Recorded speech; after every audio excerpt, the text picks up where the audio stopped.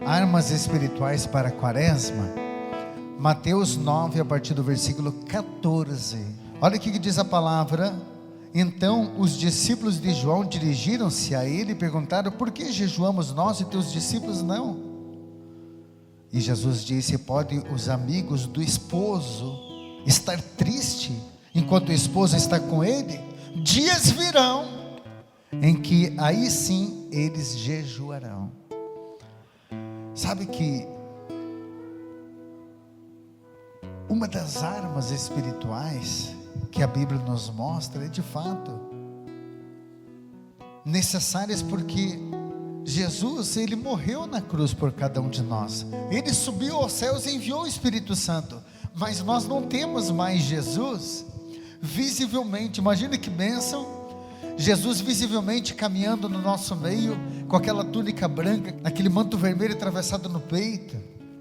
Eu não sei qual é a imagem que você tem de Jesus, mas se a gente pudesse ver, a palavra de Deus diz, como essa imagem que você está vendo, você aqui, você em casa, Jesus foi tentado no deserto. Por isso eu escolhi essa imagem, justamente essa imagem, para ilustrar o tema de hoje: armas espirituais para a quaresma. E gostaria que você prestasse muita atenção na pregação de hoje, porque hoje eu vou dar algumas dicas para você como arma espiritual para essa quaresma. Filho, preste atenção no que o padre vai dizer. Filha, essa quaresma não é por bonito não, que a gente celebra. Quaresma não é somente uma tradição, é uma oportunidade que a igreja está nos dando de voltar para Deus. Porque se a gente não voltar a ser de Deus, nós estamos perdidos. E você sabe melhor do que eu, que quando a gente vai se afastando de Deus, nós vamos ficando áridos. O mundo parece que quer nos engolir. Tem gente que se afastou um pouco da igreja por causa da pandemia, estava difícil de voltar. Graças a Deus você está voltando, hein, filho? E às vezes é triste saber que tem gente, não é porque esfriou um pouco na fé, são às vezes meses ou anos totalmente afastado. Totalmente afastado. E a palavra de Deus nos fala no capítulo 4 de São Lucas, que Jesus foi tentado pelo demônio, e diz que ele foi levado pelo Espírito ao deserto. E eu vou resumir um pouco aqui. Durante 40 dias, aí vem a definição da quaresma, por causa dos 40 dias que Jesus jejuou, Jesus passou naquele deserto. É como se a igreja dissesse: vamos passar por um deserto também? E eu pergunto para você, o que a gente encontra no deserto?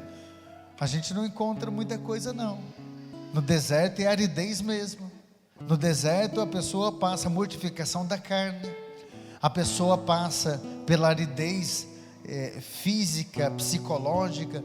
A igreja está dizendo: vamos mortificar um pouco a carne, para que a gente possa lembrar um pouquinho mais de Deus.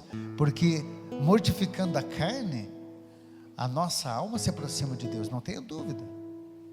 Hein, filho? Filho, pergunte para mim se é fácil ser padre hoje em dia, em pleno século 21, renunciando o que a igreja pede para renunciar. Não é nada fácil. A gente tem que mortificar a carne. Eu pergunto para quem é fiel no casamento: é fácil ser fiel? Hein, filha? É fácil ser fiel quando às vezes a gente tem até oportunidade, às vezes boas oportunidades de traição, né? Porque está passando por crise no matrimônio e de repente aparece o príncipe ou a princesa encantada, e você mortifica a carne dizendo: não, eu vou ser fiel àquilo que Deus me pediu. Isso é mortificar, isso é renúncia. E Jesus estava lá 40 dias, diz que nada tinha comido. A Bíblia faz questão de dizer, ele estava com muita fome. E aí aparece Satanás. E qual foi a primeira coisa que o próprio demônio quis tirar de Jesus? O jejum. O demônio quis tirar de Jesus o jejum.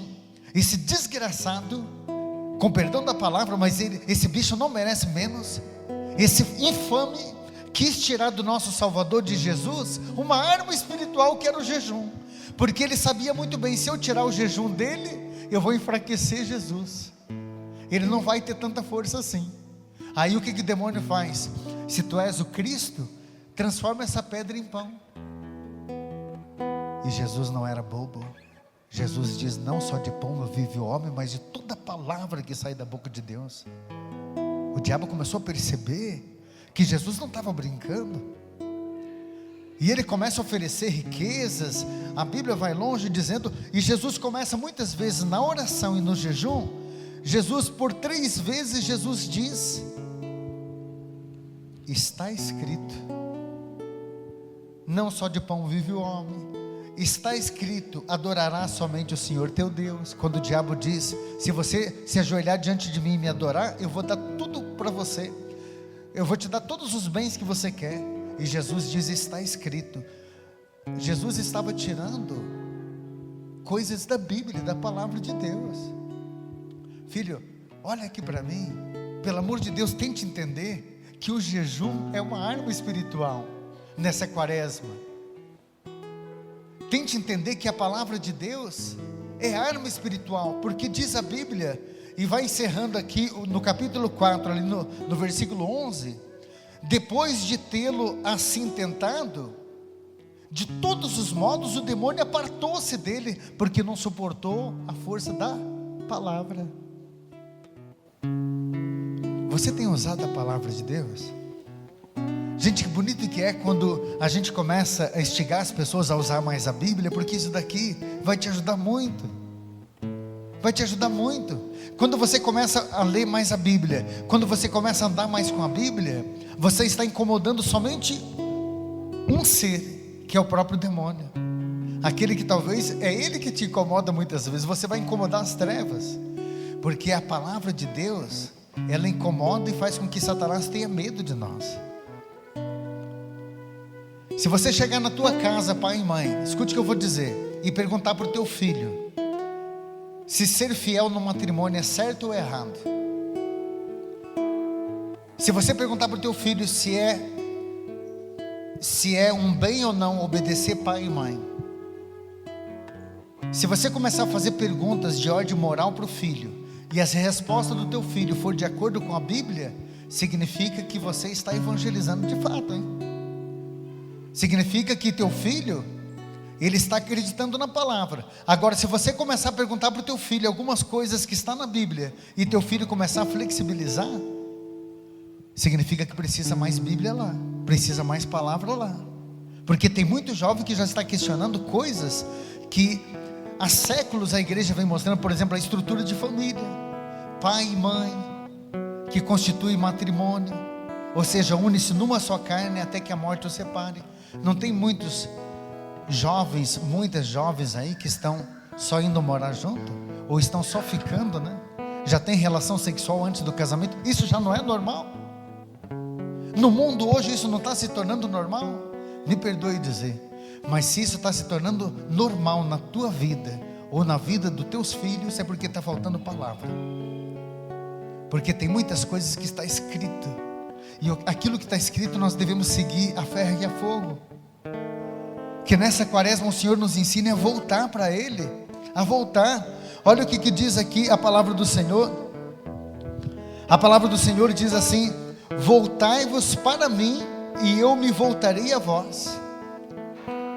Joel 2,12: voltai-vos para mim e eu me voltarei a vós. Às vezes a gente pergunta, onde que está Deus, que parece que não me enxerga, parece que Deus não está nem aí para mim. Ô filho, mas você talvez está só no celular, só no computador, só na televisão, e esquece de dar uma olhadinha para a palavra que salva vidas.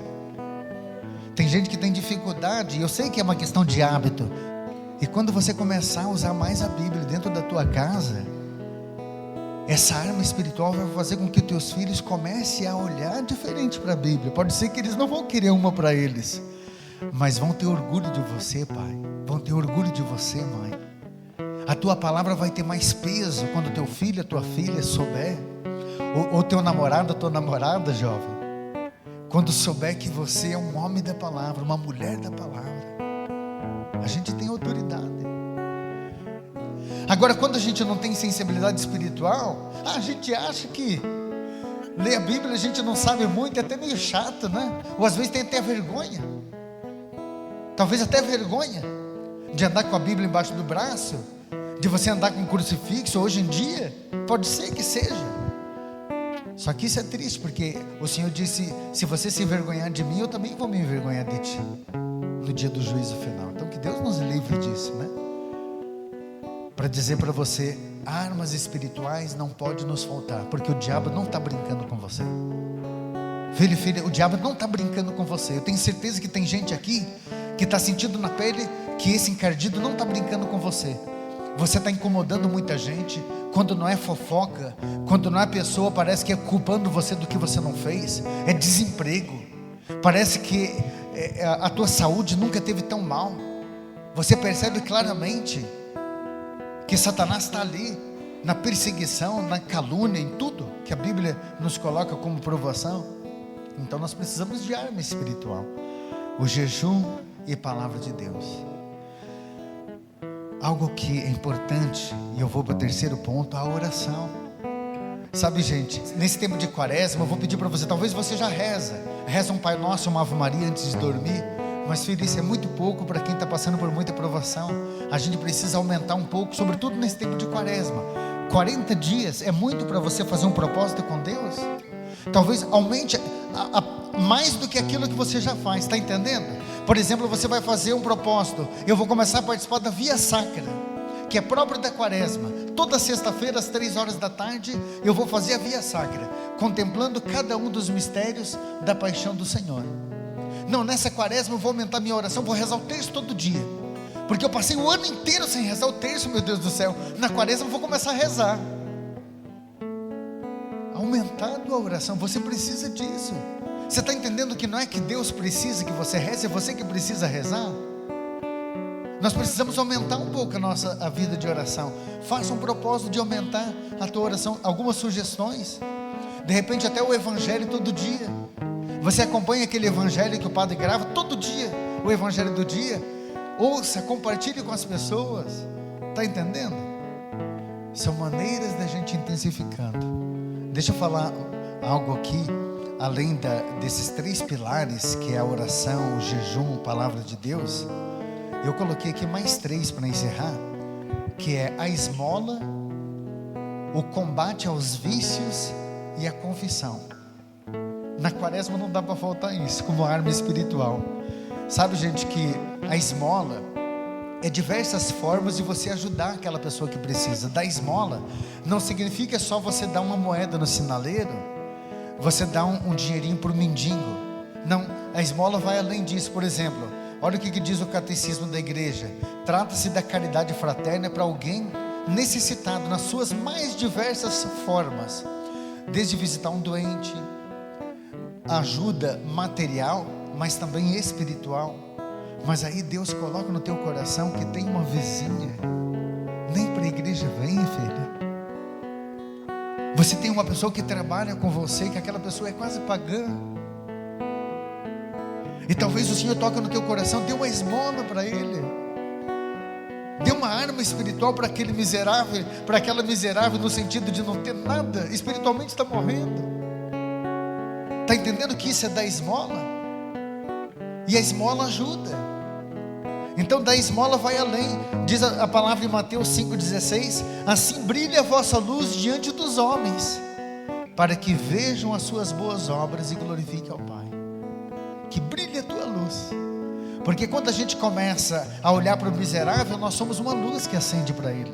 Às vezes uma luz no fim do túnel. Quantas pessoas que eu já acompanhei que tentaram suicídio, por exemplo, não tinham mais razão para viver. E eu tentava dizer: mas veja, você tem uma família. E dizia: que família, padre? A minha família não está nem aí para mim. Mas veja, você tem bens materiais. Para que bens materiais? Aquilo é lixo para mim não vale nada.